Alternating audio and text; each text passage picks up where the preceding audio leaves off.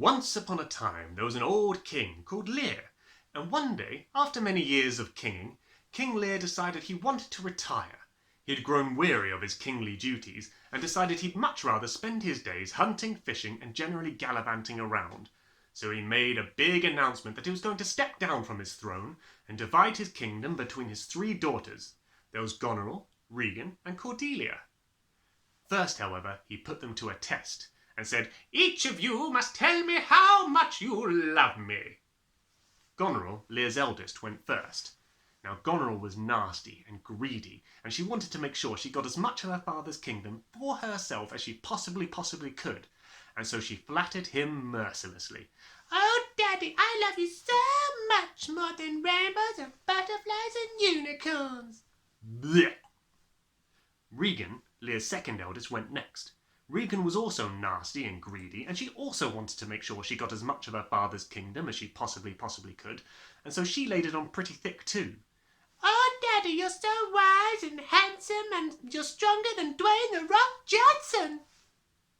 Lear loved this, because Lear was a vain idiot.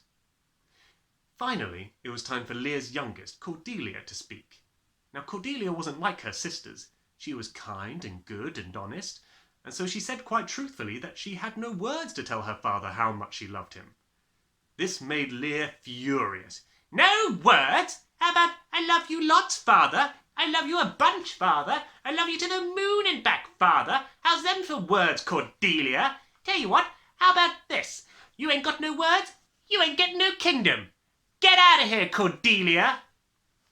Now this upset Cordelia very much, and like all young ladies at the time, when she was upset, she ran away and married the King of France.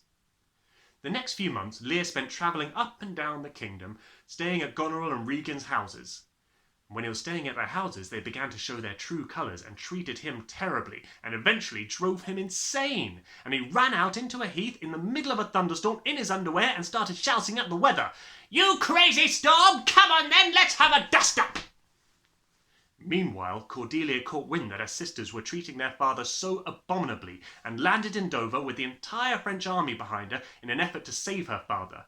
Unfortunately, the French army were quickly dispatched by the English army, and Cordelia and Lear were both put in prison. And then it really kicks off, because Goneril and Regan get into a huge fight, and Goneril poisons Regan, then kills herself. Cordelia gets executed in prison, and when Lear finds out about it, he realises Cordelia was actually a great daughter all along, way better than her sisters, and is so grief-stricken that he dies, and England is left in confusion and chaos. The end.